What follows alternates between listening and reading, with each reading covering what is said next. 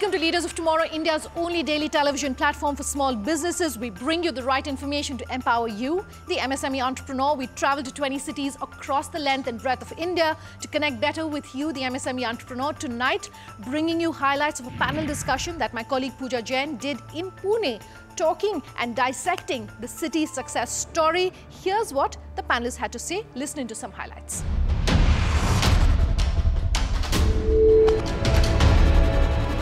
As we take a look at Pune, and I think many credit Pune with positioning India on the global map as not simply a back-end engineering support hub, but a high-end and front-end product development hotbed. What do you make of that statement? Does it ring true, or do you find it to be an exaggeration? It's absolutely true, Pooja, and I'm glad you're starting with that because I think with the rich history Pune has, we have now entered a new phase, let's call it Pune 2.0, where we are building on all the education foundation, the industry foundation that we've had to go into the next phase of Pune, which is driven by innovation in technology, software, across the board. So just to give you some examples, I am involved, so just to give you a background as well, I'm a early stage investor where I do investments in seed stage companies. So I'm working with entrepreneurs who are building Pune 2.0. An example is an entrepreneur who's building an electric scooter. So kind of driving the EV wave right here in Pune. There is an entrepreneur who's building a new credit product for blue-collar workers where banks are not even touching those accounts.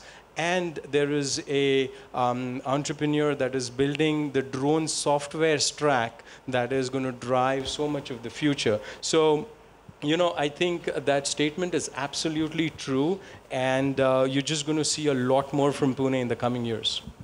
And Mohit, moving on to you.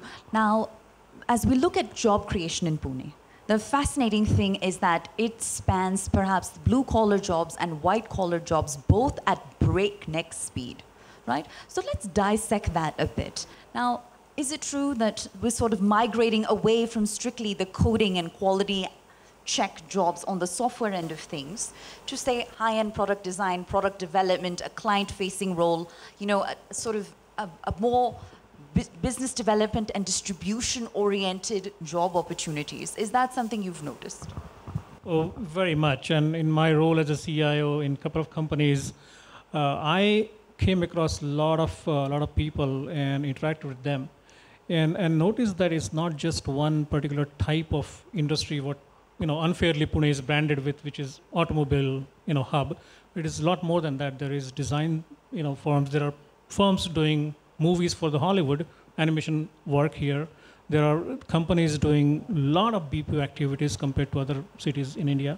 So it's very widely spread across different spectrum of sectors of the industry. And so what do you make of that? In the sense that, have you noticed a similar trend in both large-scale and small-scale industries, or are these qualities more limited to observations strictly rooted in tech? I believe it's spread across both the small-scale and the large-scale industries. I believe the advantage, as mentioned earlier, of Pune's heritage of having so many years of outstanding manufacturing base, starting with automotive, but it's spread across into every possible different industry today, on the IT, on software side, on a wide spectrum, even in pharmaceuticals today. So I think that base is the starting point from where there's a vast ecosystem available for startups, for small vendors, for medium-scale vendors, and for them to scale up also. And we see it today. Even at CII, we're encouraging a lot of vendors to come on board, small-scale companies to become members with us, and we're encouraging them to how to grow, how to develop. We've got a startup program where we look at how to support them as they grow in their startup phase, mentoring them so they would have CEOs from CII willing to mentor them and support them, people willing to help them in understanding how to get funding, how to get more business. So the whole ecosystem has developed very strongly in that sense, Pooja. Absolutely. And Dr. Raman, if I were to move on to you for a moment, all right? Viren just made the point about Pune being a manufacturing hub. And if we were to look historically, for example, GM choosing to build a $1 billion manufacturing plant here, we always have to go back in time and understand what was the trigger. Now it's easy to sort of describe Pune in, sweeping generalizations, and it being an automotive hub, and it being a manufacturing hub, so on and so forth. But what were the initial ingredients that helped create that ecosystem? And how can Pune's small-scale industry today take advantage of those in their own contexts? Well, as rightly pointed out, we have the automobile and the IT as a huge players who are there in Pune. But if you look at Pune, it's also called the Oxford of the East. You got lot many educational institutions who have been in existence in Pune for quite so many years now. So if you look at the other cities, there are so many engineering colleges and management institutes which have come up. But Pune very specifically, right from 70s, a lot of people have looked at education as one of the most important pillars on which this city was actually flourishing. So although you have so many other institutions coming out now in other cities, here is a city which had education as its one of the most important aspect on which the focus was given, I would say, so that you got the best of the management institutions, best of the law institutions, best of the design institutions, the media and communication institutions. So if you look at the variety of institutions that are there in Pune, you got a plethora of them. So that's a big plus when it comes to innovation and entrepreneurship. So innovation entrepreneurship cannot happen in silos. So when you look at innovation or entrepreneurship, it should happen wherein you have a chance to collaborate. A design student should be able to collaborate with an engineering student, and an engineering student should be able to think out of the box, saying how do I go ahead and look at the go-to-market strategies. Possibly a management student can help. So that possibility is there in the city, which other cities don't have. And conventionally, that's what Pune has been known for. And that's the reason you got so many people coming here all the way to take education from this city. So in that sense, it is very unique, which other cities don't have and Pune has. Well, to play devil's advocate for a moment, and I pose this question to you, Mukul. One of the looming criticisms with the Indian education system is, of course, that we are churning out graduates, but they are not employable. So how do Pune's graduates escape from that criticism? Is there sort of a more hands-on vocational aspect to education here, such that the city doesn't face that problem? Sure. I think this is a very good question. And I'll probably like to just start with that Pune definitely has, I would say, very employable engineers. I've found some really great engineers. We have hired, all our team of 200 plus engineers in Pune. So I feel that there is always a scope of much more industry awareness and much more training, knowing what the problems are that the industry is facing, the kind of problems that, let's say, some of the typical industries such as ours, like advertising, is solving. So there's definitely a lot of scope, and the way we have solved it is talking to the colleges. We have actually been teaching or giving lectures around certain domain topics, and one of the ways that you help them is actually get them on board and then help them at the job, potentially an internship or training where you help them understand the nitty-gritties and what is important, what is the practical aspects, and it's not just the technical aspects, but also how do you see a customer's requirements? How do you talk to a customer? How do you really support a product? You have a product that goes online, or you launch a product. How do you support that in the field? How do you make sure that the customer is happy? I think that's one of the most important aspects, that you release a product and you want to make sure that the customers continue to use the product. So how do you train an engineer to really understand the aspects of customer support and building it beyond that? So I feel that Pune is definitely good. I wouldn't say that it's like 100%, but I think there's a certain set of engineers that are really good, and certain others that have to be trained. Time for a break here on Leaders of Tomorrow. We'll continue bringing you highlights of the panel discussion in Pune that's coming up after a very short break. Just stay tuned.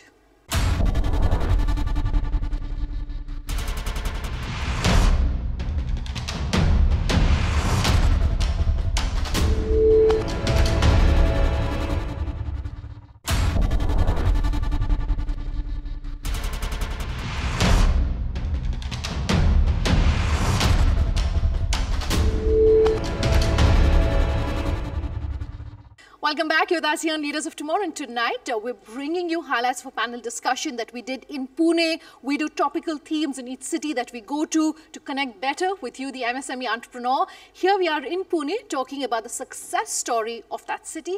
Do take a listen. Pune seems to be one of those cities where large-scale industry and small-scale industry very peacefully coexist. And you don't sort of see that friction. In fact, there seems to be a symbiotic relationship of sorts. Where does that stem from? See, that happens naturally. If you look at Pune, it's an automotive hub, right? So when you have, it has been an automotive hub, let me correct it that way, because you also have so many other industries which are really flourishing well. So the basis is, if it's going to be an automotive hub, obviously you will have a lot of the supply chain units coming in from. So possibly that ensured that you got a cluster which is going to supply these components to these automotive hubs. So that's how the small and medium enterprises, that's how I look at it, it became really big. So having said that, then the possible climatic conditions and nearness to Mumbai and government schemes which made IT also become one of those important industries in Pune. So the number of IT companies that came up, and also the parks that were set up especially for ensuring that IT as a sector is supported. So that's the next big thing that happened. And when that happened, you also have the other supplying units coming in automatically. So that also ensured that you got many other small and medium enterprises which started flourishing to ensure that, right from, for example, transportation, or even the number of Uber and the Ola cars which run here, or all such supporting systems came in place, which also ensured that the small and medium enterprises flourished in the city. But then, does the small-scale industry enjoy the same sort of structure as large-scale industry? My question is to you, sir, in terms of funding, in terms of resource availability, in terms of policy support, regulations, so on and so forth.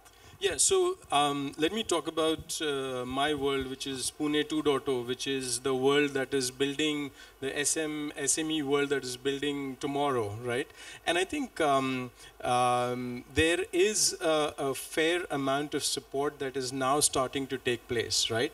I think we've had a situation where I think there was talent that was doing very, very interesting things, but was probably not flourishing fast enough because of local capital, right? And when you are trying to innovate, when you're trying to build that electric vehicle or a new credit product for blue-collar workers, you need true risk capital that comes with, what is called as angel investors who are kind of making that idea happen from a student at a college or somebody who's left a job for an idea that is really dear to him or her, right? So I think the investment ecosystem is now starting to come together. There is angel investors, there is entrepreneurship ecosystem called TIE. Now we also have America's largest angel platform called AngelList, which is there as well for raising capital from truly supportive fellow entrepreneurs, right? So I think to your question, for the new generation SMEs, we are definitely starting to create an ecosystem here in Pune that's going to drive the next 5 years like we haven't seen before. Sure. And speaking of small scale, we see the emergence of formalized clusters. One, for example, food agricultural processing cluster, right? Now, that's emerged out of the shadows of manufacturing, out of the shadows of automotive, education, tech, so on and so forth. What other clusters do you think hold the most promise, or small-scale industries that you think can take tomorrow by storm? And my question is for you, sir. So I think there are many. And what is happening is that there is a company called Fasos. It's a food tech company, as we call it. So that is building on the heritage of the food industry in Pune, and they're actually building a very software and analytics driven food company of the future. So I think there is definitely food tech in Pune. There is fintech, which is, again, financial services that are delivered with the new channel of mobile and technology. For lending, so there's a company called Early Salary that has done very well. There is another one like that I mentioned called Bond, which is doing credit for blue collar workers. So fintech is very large. And then I think an emerging segment that I see entrepreneurs and SMEs kind of building for is around healthcare. Right? So medical devices as well as technology solutions to really solve several problems that are kind of existing in the healthcare system in India. Right? So I think there are several, at least these three that I see very significant. Speaking of healthcare devices, I think you struck a chord there with a very, very rich supply chain partners and who know how to do business of component manufacturing. There are several clusters in Pune. And I think apart from the digital, if there are ideas that require a product to be built, like there is a company which is building a product to install it in a car, which will do the diagnosis of your car when you're driving and do the analysis. Things like that, or the Aadhaar verification devices. Those devices can be easily manufactured in Pune, and I think there is a huge amount of help available to make that happen. At CII, and which should be of interest, looking at from a Make in India program and then taking that down to defense production. We've set up a new cluster for defense production. There's a rich base today with Bharat Forge, with the Tatas, with the Mahindras, with L&T. With that base, there's a huge opportunity for vendors to add on to that. And that could be one of the largest manufacturing opportunities for everyone in the country. Large scale, and then supporting vendors into that base. It could be absolutely the largest investment that this country has ever seen. But with that, this conversation is of course intended for you. So at this time, I'd like to open it up for question and answer. Hello, my name is Swapnil. I run a startup and I started here in Pune. I have a question for the whole panel. This is regarding migration of entrepreneurs around the globe. Okay, I am part of it probably. I got funded in London probably a few months ago, but I started a few years here in Pune. So there's something called a startup visa in Canada, startup visa for UK, and of course France and Middle Eastern European countries. So has the panel thought about it, how they could stop all this outflow of talented entrepreneurs? Because entrepreneurs are not now competing locally in Pune, but they're competing globally. Sure. Would you like to start, sir? So let me take a crack at that. So I think that's a very interesting question. Honestly, I myself spent 16 years in the Valley. And but now I think if you look at just what's happening around the world in terms of global dynamics about market and opportunity, right? The market and opportunity for almost everything is much larger in India, China, and rest of Asia. Right? So we are starting to see a fair amount of reverse brain drain that we've been wanting for all these years. It is now happening because the opportunity to build very, very large companies is now in this part of the world. Right? So I think over the next 20 years, we will see that some of the smartest Indian entrepreneurs will come back. They will stay back, whoever is here, and we'll start to see some very large companies being built out. Where I think people keep saying we are X years behind China. I think it's difficult to predict because China is moving at such a fast pace that I think we'll have to just find ours. But I think the writing is on the wall that the opportunity and the immense market in India will bring a lot of them back, which was not the case in the past. Yeah, I think the other dimension to that is the barriers to entry, right? For people who have these ideas, of course, there is no lack of funding, there is no lack of infrastructure to make it happen. The process is around setting up and getting started, right? In Estonia, for example, you can start a company in 5 minutes, online, completely digital. In US, when I started, I was in the Valley as well. When I started my company, it took me 3 days. I think that's what we need to look at and make it easier for us to make it frictionless and effortless. Hi, my name is Narendra Beda, and my question is to Vaibhav Investor. This investor point of view, the one-time product manufacturer and the subscription-based model, which is like more preferred by the investor?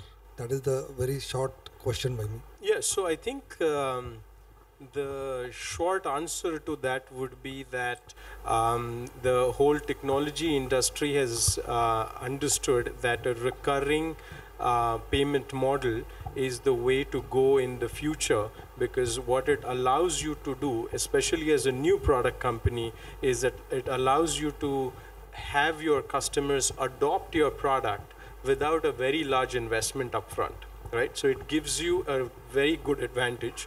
And then as the customer uses and engages, they engage with you over a long term, right? It also, there is an additional advantage as you start to grow bigger, which is, when you are kind of selling one-time licenses, let's say, you start every quarter with a zero, and you then have a quarterly quota, right? When you go in the recurring model, you essentially have this objective of, filling in new, what is called as the monthly revenue run rate, right? So new MRR every month, but you never start any quarter or any year with zero, right? So I think it is definitely the right approach, and it seems like that's working across the world. Well, with that, I'd like to bring the evening to a close. It's been a fascinating back and forth. That's our show tonight. If you want to know where we are headed next, here's how you get in touch. Our email ID is leadersoftomorrow@timesgroup.com. On social media, tweet at me at Sunanda_J or LOT_ET now, which is our official Twitter handle. You can also get in touch with us on our Facebook page, Leaders of Tomorrow on ET Now. Thanks for watching. Have a good night.